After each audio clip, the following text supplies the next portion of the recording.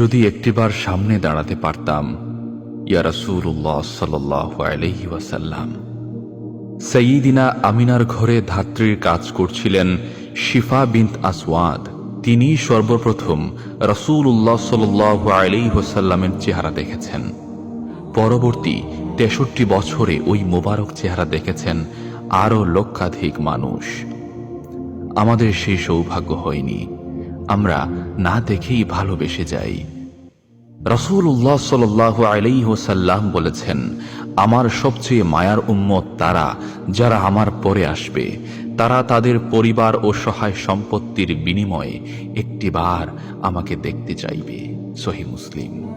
তবুও ভাবি, যদি একটিবার তার সামনে দাঁড়াতে পারতাম, দেখতাম আমাদের নবী সাল্লাল্লাহু আলাইহি ওয়াসাল্লাম অতিশয় লম্বা নন, আবার খাটো নন, মধ্যম বা